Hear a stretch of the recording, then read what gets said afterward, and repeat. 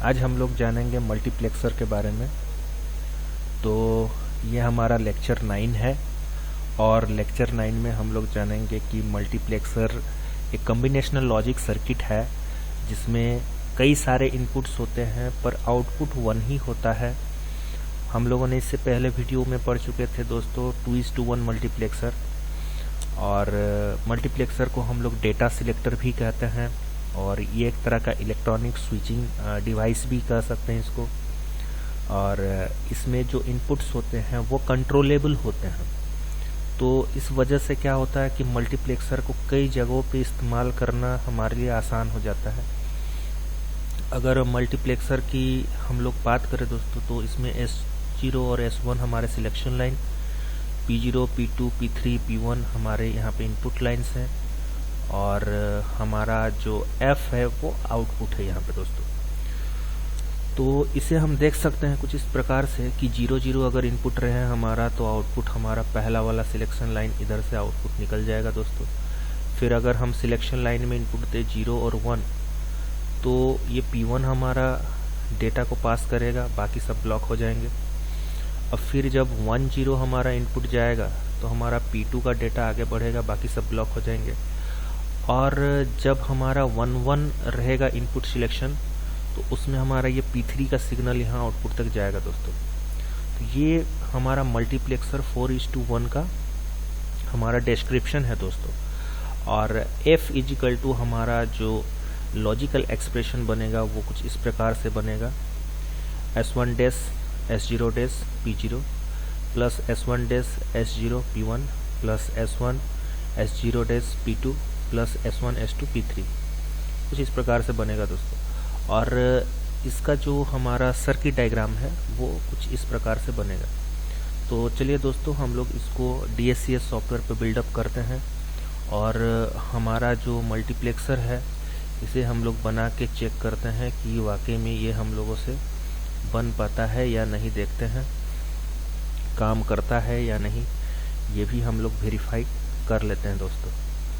चलिए, तो यहाँ हम लोगों ने 2 इनपुट्स ले लिए हैं और इन 2 इनपुट्स को हमने रोटेट करवा लिया है कुछ इस प्रकार से।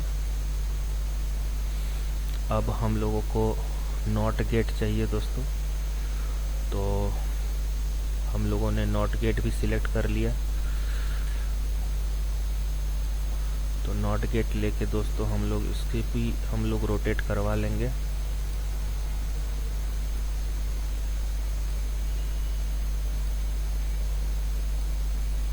कुछ इस प्रकार से हमने इसे भी रोटेट करवा लिया। एक और नॉट गेट ले लेते हैं दोस्तों, क्योंकि हमारा जो सिलेक्शन लाइन है तो वो सिलेक्शन लाइन एक डैश पे है और एक डायरेक्ट सिलेक्शन लाइन है। तो इसे सिलेक्शन लाइन को हम लोग सबसे पहले बिल्डअप करते हैं दोस्तों।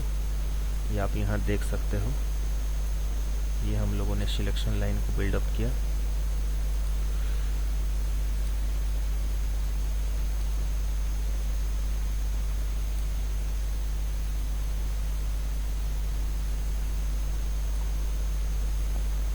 कुछ इस प्रकार से दोस्तों हम इसे बनाएंगे।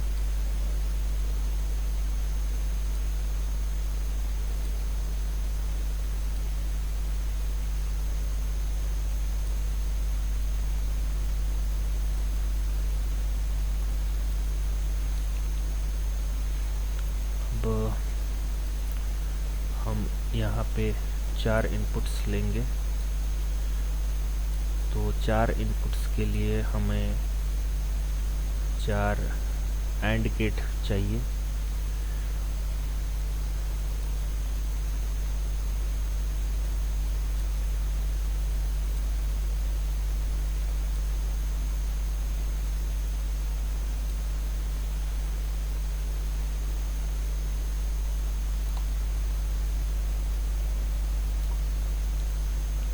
इसे थोड़ा लंबा कर देते हैं दोस्तों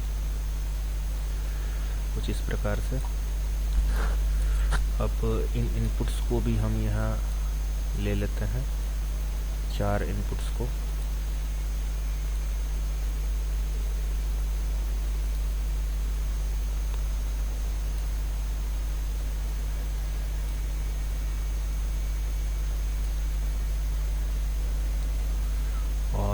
हमारे यहाँ पे 3 इनपुट्स और गेट है, और इसे हम लोग 4 इनपुट्स के लिए हम एक और एक्स्ट्रा और गेट ले लेंगे। आउटपुट शो करने के लिए दोस्तों हम यहाँ एलईडी को ले लेते हैं और इन्हें कनेक्ट कर देते हैं दोस्तों कुछ इस प्रकार से।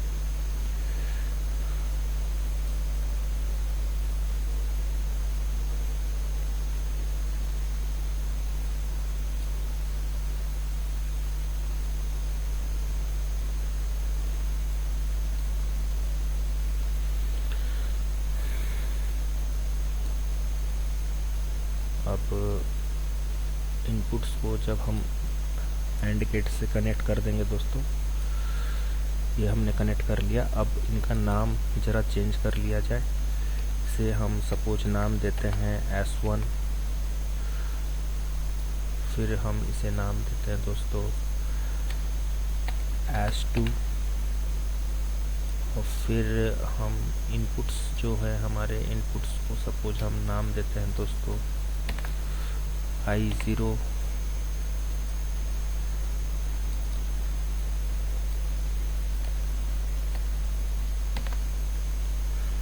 I1,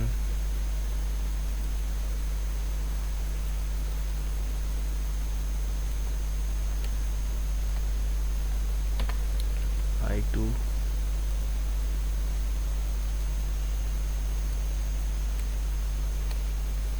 I3 हम लोग यहाँ लिखते हैं दोस्तों। तो ये हमारे इनपुट्स हो गए दोस्तों। अब इनपुट्स को हम यहाँ कनेक्ट कर लेते हैं।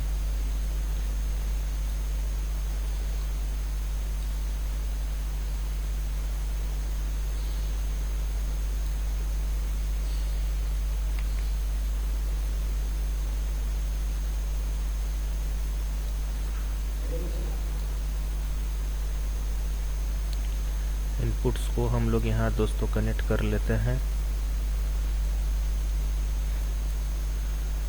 यहाँ हम लोग इनपुट्स को दोस्तों कनेक्ट कर लेंगे, और कनेक्ट करने के बाद हम लोग इसके आउटपुट्स को दोस्तों चेक कर सकते हैं, वेरीफाई कर सकते हैं।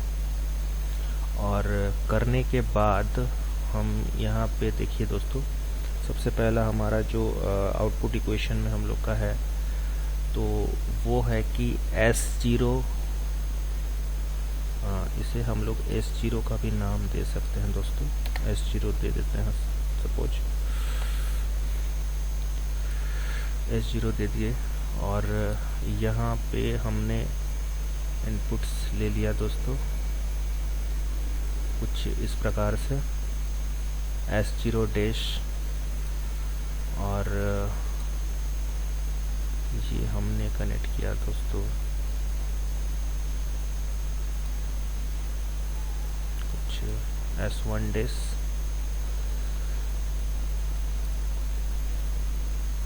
फिर हमने दोस्तों कनेक्ट करना है S0,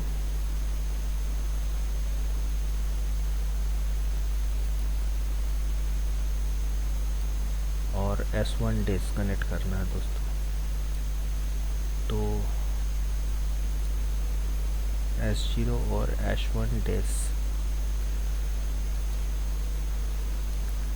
S1 डैश हम लोग यहाँ से कनेक्ट कर लेते हैं दोस्तों। और फिर हम लोगों का है S1 S0 डैश, S1 लेना है दोस्तों।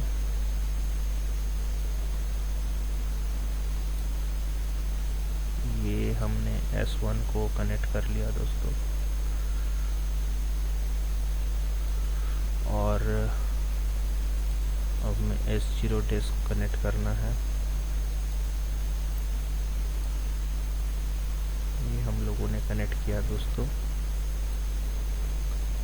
नेक्स्ट हमारा S0 और S1 है।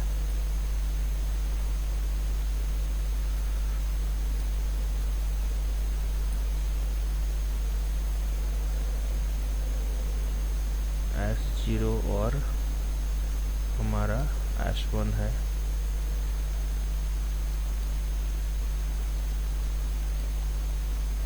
ये हम लोगों ने कनेक्ट कर लिया दोस्तों। अब हमारा सर्किट पूरी तरीके से कंप्लीट है। इसे हम स्टिमुलेट कर देते हैं दोस्तों, और आपको बता दें कि जब हमारा ये 00 होता था तो हमारा एक आउटपुट, पहला आउटपुट हमारा यहाँ पे आउटपुट में दिखेगा एलईडी में कुछ इस प्रकार से, और इसे हम बंद करके इन इनपुट्स को हम किसी भी पैटर्न में हम ऑन ऑफ करें तो आउटपुट नहीं आएगा दोस्तों। अब फिर हम लोगों का 01 के पैटर्न में देखिए दोस्तों, 01 हम देते हैं तो इसका आउटपुट जाएगा, इस इनपुट का आउटपुट हमारा विजुअलाइज होगा। अदरवाइज हम इसे कुछ भी करेंगे, किसी भी पैटर्न में हम इसे ऑन ऑफ करेंगे तो दोस्तों आएगा नहीं हमारा आउटपुट, सिर्फ इसी इनपुट से हमारा आउटपुट आएगा।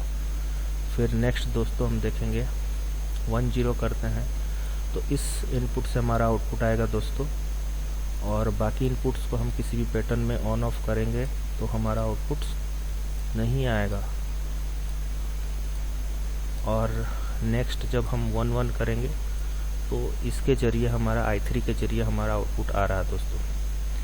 तो एक बार हमारा जब 11 है तो i3 से आउटपुट आ रहा है, जब हमारा 10 है तो हमारा i2 से आउटपुट आ रहा है, जब 01 है तो हमारा i1 से आउटपुट आ रहा है, और जब 00 है तो i0 से हमारा आउटपुट आ रहा है दोस्तों। इससे ये वेरीफाइड हो गया ये सिलेक्शन लाइन काम कर रहे हैं दोस्तों। अब इसके टाइमिंग डायग्राम को ज़रा हम लोग देख लेते हैं दोस्तों। हमारा i0 इनपुट है, i1 इनपुट है, i2 इनपुट है, i3 इनपुट है, S0 S1 सिलेक्शन लाइन है, आउटपुट 1। तो ये कुछ इस प्रकार से हमारा यहाँ प्लॉट हो गया दोस्तों। इस प्लॉट से हम लोग इनपुट आउटपुट को कंपैरिजन कर सकते हैं बड़ी अच्छी तरीके से। अब नेक्स्ट दोस्तों हम लोग वेरीलॉग फाइल में जाएंगे। तो इसके वेरीलॉग फाइल में जब हम लोग जाते हैं दोस्तों, तो वेरीलॉग फाइल में हमारा ये DSCH 3.5 का हमारा जो सॉफ्टवेयर है ये हमें इनपुट्स आउटपुट्स की जानकारी देता है। फिर यहाँ पे प्रोग्राम के तहत वायरिंग का डिस्क्रिप्शन हमें मिलता है। लास्ट में प्रोग्राम में हमें एंड मॉड्यूल लिखना होता है। तो ठीक है दोस्तों, आज के लिए इतना ही लेक्चर 9 में। आगे वीडियोस में आपसे मिलते हैं और कुछ अच्छी जानकारी आपसे शेयर करते हैं। आपका कीमती वक्त देने के लिए धन्यवाद दोस्तों। आज यहीं पे हम लोग इस चैप्टर को, लेक्चर 9 को समाप्त करते हैं।